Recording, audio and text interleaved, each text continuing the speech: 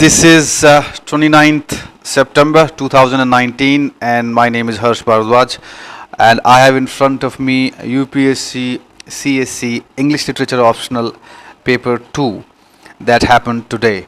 So we will quickly go through this paper 2 and try to understand how difficult or easy or how was this paper. Five of my students appeared today and I've just got the paper right from them, and I haven't even discussed with them. I will be doing it with them later on. So I thought I'll just do a quick video to help others who are preparing for next year and those who have given the exam today to understand how it was. So paper 2 talks about literature from 1900 onwards, and this is my expertise area.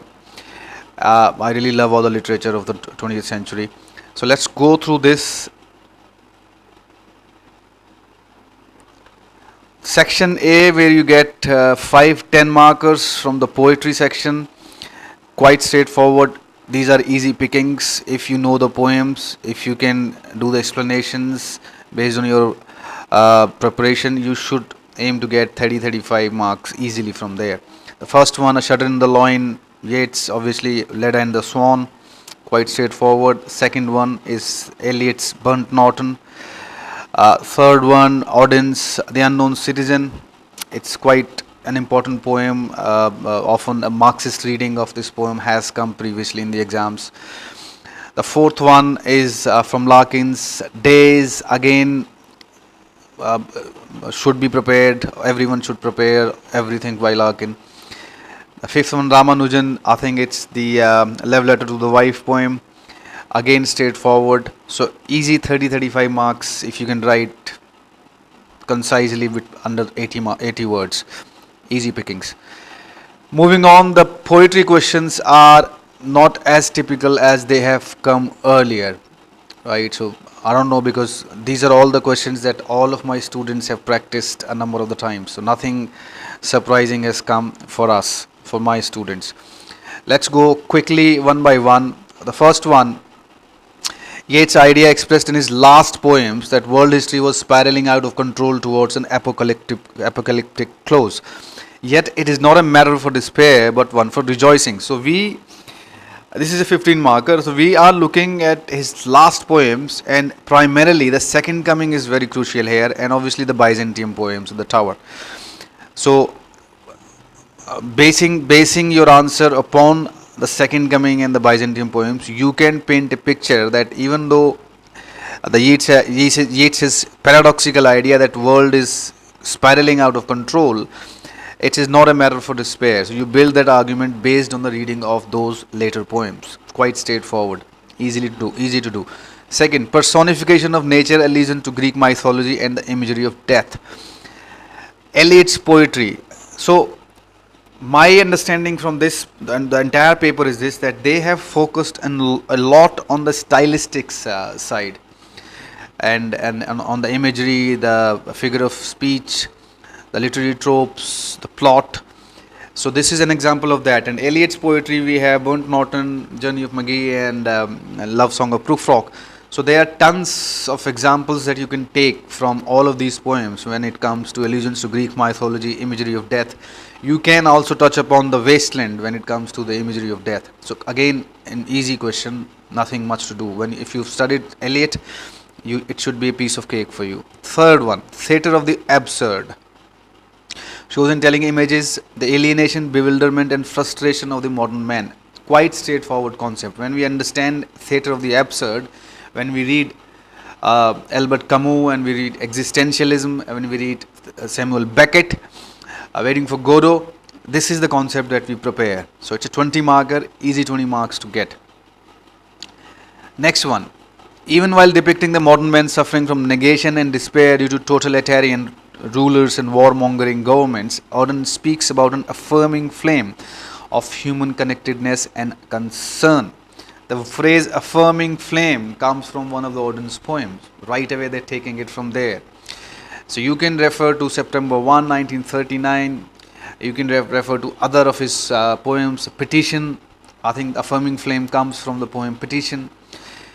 So again, directly related to the poems, if you've read the poems, this concept of suffering and negation and despair, everyone understands it when they read the poetry of Auden. So straightforward. Then we comes to a quite straightforward Larkin question, that he is Britain's greatest post-war writer. Now, why this question is easier than previous year questions is because they're asking you to evaluate both the merits and demerits. So they've given you what to do. So normally they would have just said elaborate or discuss or comment. Now they're telling you exactly what to do. So you can go through the pros and the cons of his poetry and why he can be considered as the greatest poet. So quite straightforward question.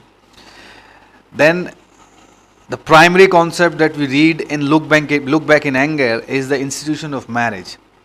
Right? I recently, one of my students who appeared today, we did this question of Sternbergian's study of the marriage. So you can throw that in if you understand that. But otherwise, this is a primary basic concept you understand when you read Look Back in Anger.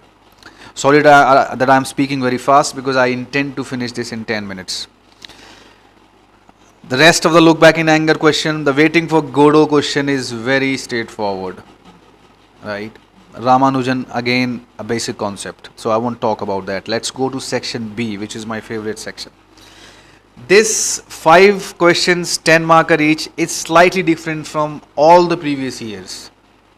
Okay, I'll tell you why. If you look at all the previous year question papers, this short note one, and I think they used to call it, write a short critical note. This is what it used to be. Write short critical notes on the following in about 150 words. They're not doing it here. So these are 5 fully fledged questions. And these are actually fully fledged questions. They're the short notes, they just give you short notes and there is no question mark at the end of it. So they are actually proper questions and they are easy questions, easy pickings. 35 to 40 marks if you've covered the entire syllabus. All of my students have done all of these concepts a number of times. So Lord Jim, when we do Lord Jim, we talk about the guilt, the shame and the remorse concept. Good 10 marker. Portrait of the Artist as a Young Man. This text has got 45 marks worth of questions this time. And together with Virginia Woolf, we have good 60, 65, 70 marks from these 2 texts. And these are the primary modernist texts. And students are afraid of these 2 texts. And I keep saying that these might be the most difficult texts in the syllabus, but they fetch you a lot of marks. So there is this 10 marker here, and there is a 20 marker again from Portrait of the Artist, and there is another 15 marker.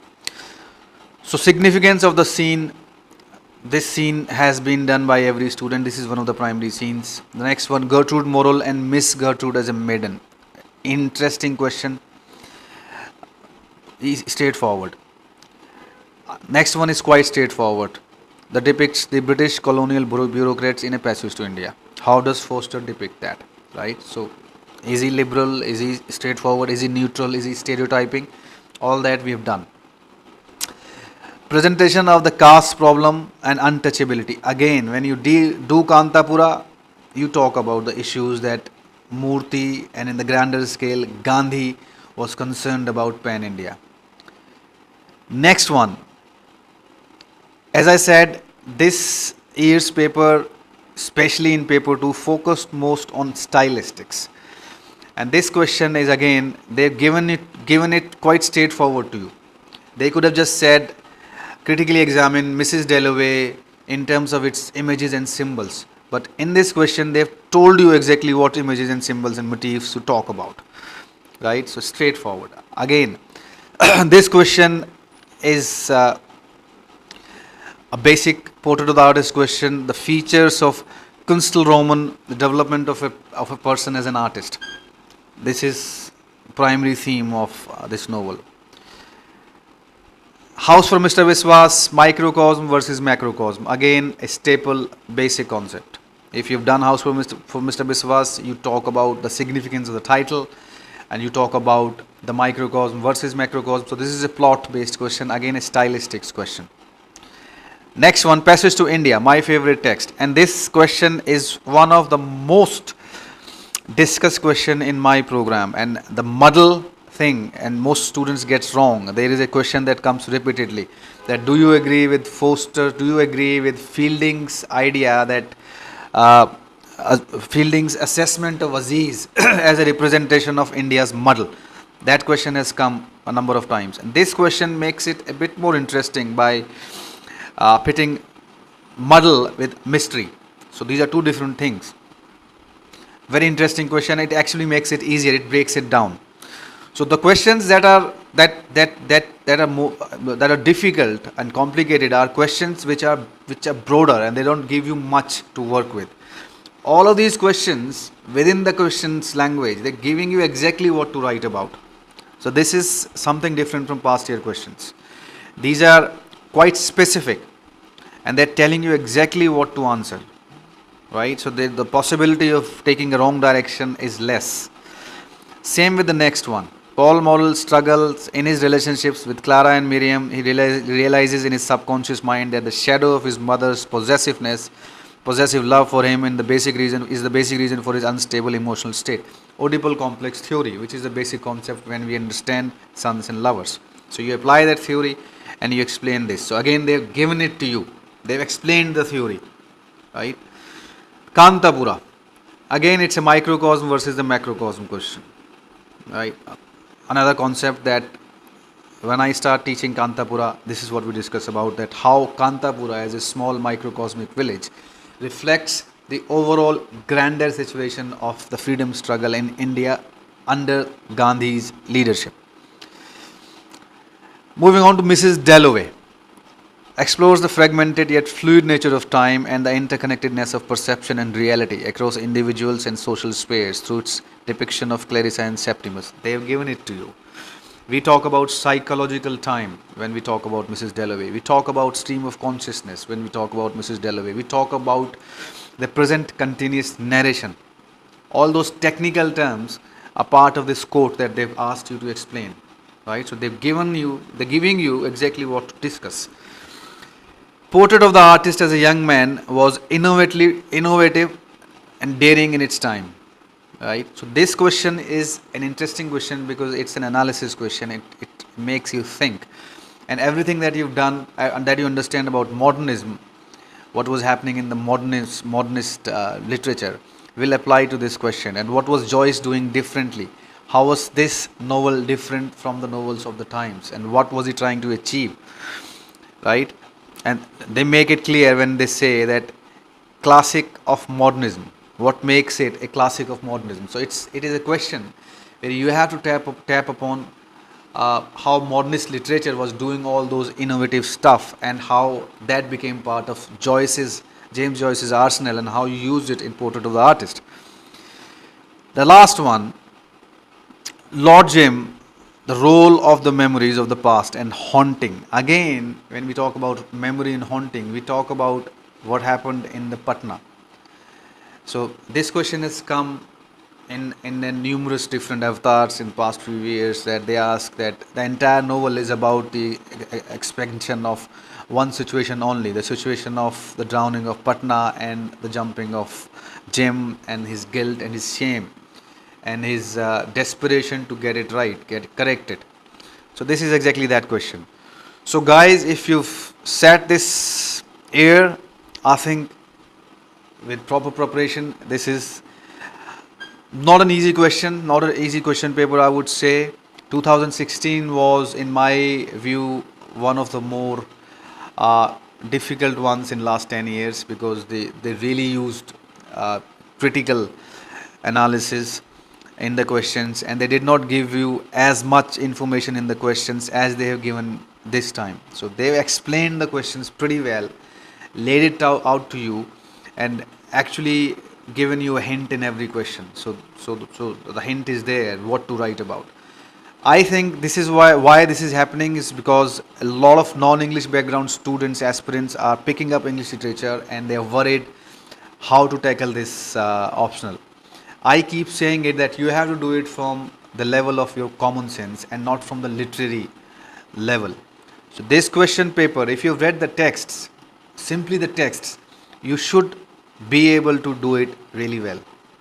As long as you've attempted the entire paper, that's crucial. and you've written within the word limit and the time limit. So good luck to everyone who has appeared today, and good luck to everyone who's preparing for next year. Thanks a lot. Goodbye.